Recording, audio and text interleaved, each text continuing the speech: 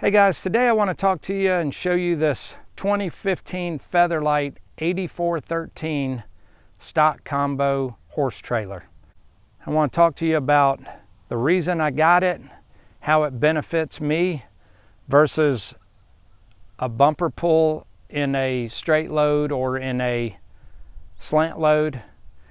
I've talked with several ladies recently that have said that they don't like their horses being hauled in a stock trailer. They've never had their horses hauled in a stock trailer. I asked them, I said, why don't you? And they said, I just don't. And I said, have they ever been hauled in one? And they said, no. And I said, well, how can you make that argument that you don't like them in there? They want what's best for Fluffy. And in my opinion, I think this is what's best. So it's a 20-foot stock combo. So you've got a 16-foot box in the back, and then a 4-foot dress. You've got slats up top. You can see I've got the windows in the bottom, and I've got it open in the top just to show you what it looks like with the windows in. It's black plexiglass. And then that's my hay rack up there that I built and put on there. And if you didn't see that video, I'll link that at the back of this video because I think that that's the ultimate hay rack. Got windows in the back. You got a slide door in the back, which I'll show you in a minute. And then you've got a side access door over there. And then you've got the dress door. The windows here. Windows are in at the top and out at the bottom. Let me show you what we got going on inside.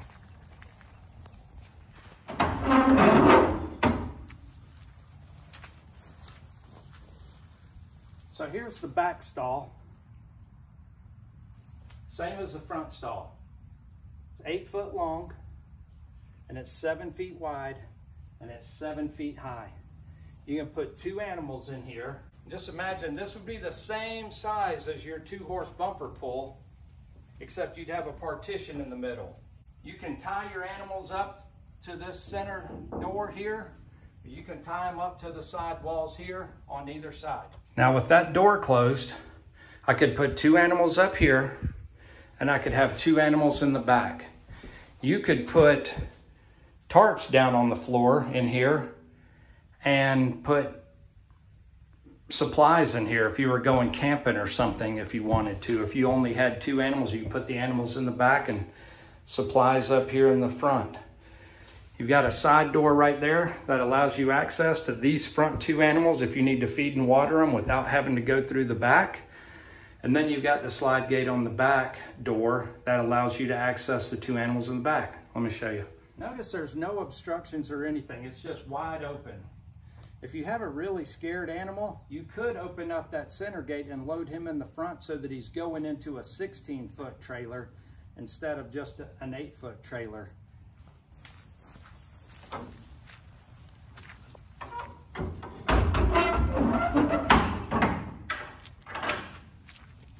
But now if I had 2 animals in the back and I needed to access them for food and water, rather than opening up this whole gate, I could just open up this and I can slip in with food and water. If you needed to load them through a chute, you could load them through a chute right here. Side door is basically the same thing.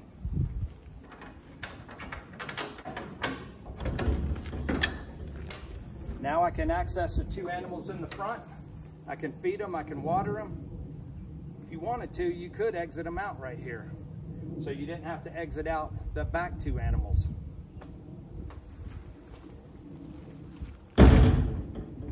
Let me show you the dressing room. The rain's starting to pick up, so I'm going to get you inside.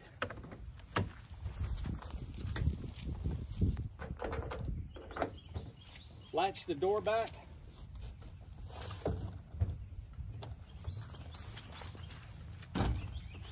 Got an RV style screen door. Got a screen in the window. You got 2 screened in windows in the nose. Going into the dress, I made it like a little cowboy camper so I can camp in here. There's no water or electric, but got a welcome mat.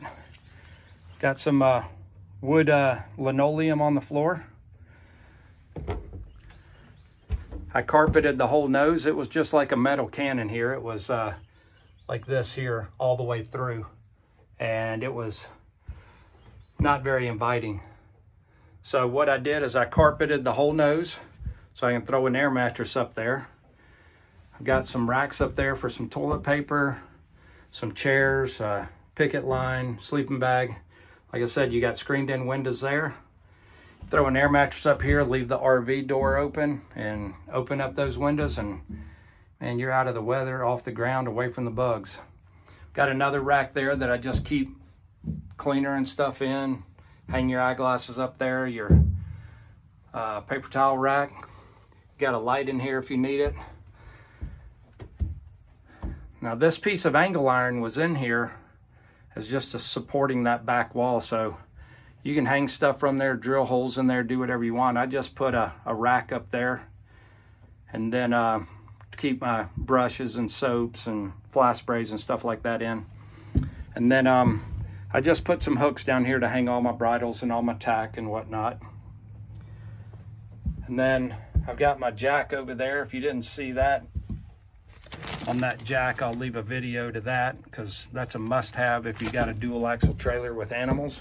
And then I just put a basic 2 saddle racks in here. And what I did is I made a little leather tie, screwed it into the wall, and I hook it onto the back of the saddle. That keeps the saddles on the rack, and you don't come in and find your saddles laying down here on the ground. Ask me how I know that. But I've got room to hang more stuff up if I need to. All I did is I took 1/4-inch plywood and then just took some cheap carpet and just glued it on there and screwed it to the wall. And yes, I do stand for the national anthem.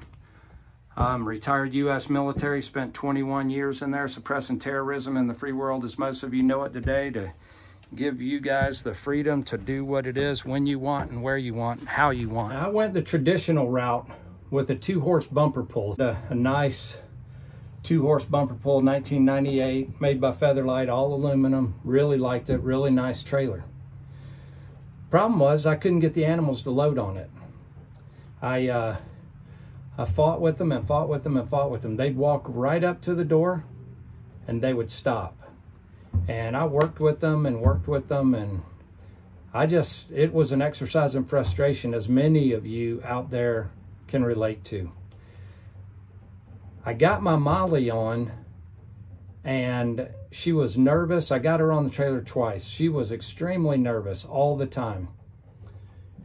She got on, started shaking. I was able to get the butt bar on her. After I got the butt bar behind her, she backed up, got her butt up on top of the butt bar. Her back legs were off the ground, and she started, just really getting super nervous. So I pushed her forward and backed her off.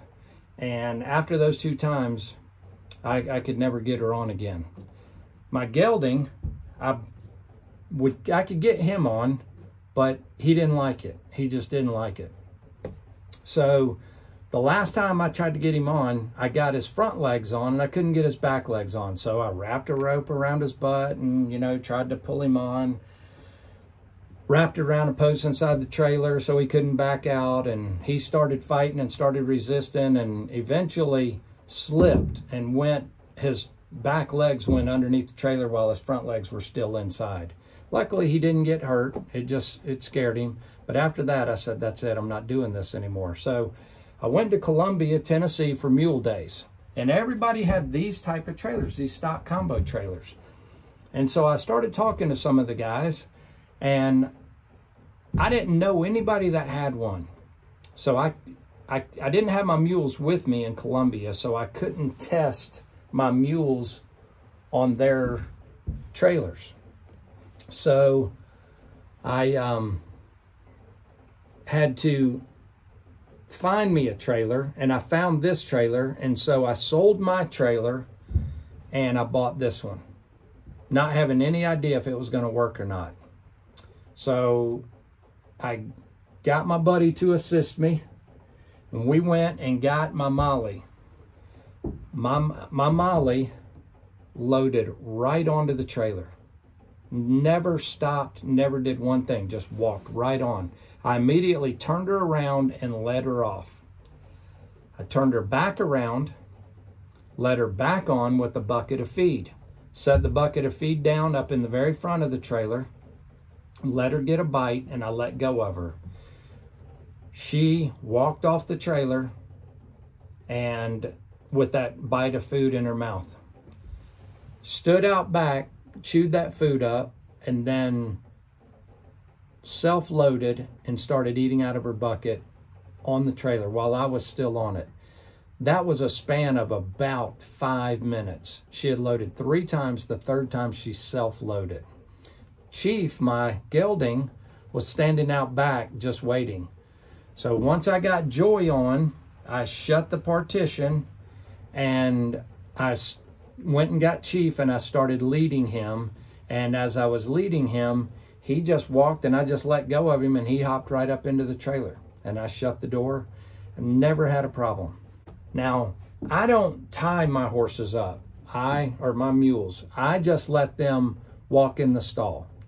A lot of people argue with me when I tell them I do that. Here's the reason I do that.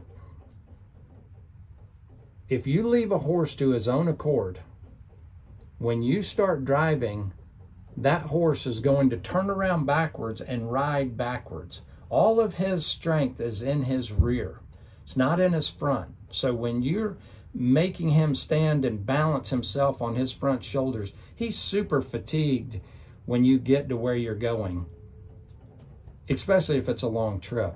So if he can balance himself with his rear versus his front, he's less fatigued when you get to where you're going.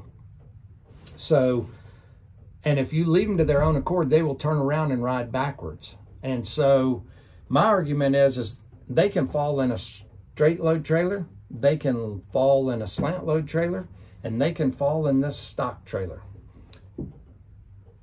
But they have the room to get up if they fall in this trailer. And when you stop at a red light or wherever, then they can walk in a circle and get their blood flowing in their legs again.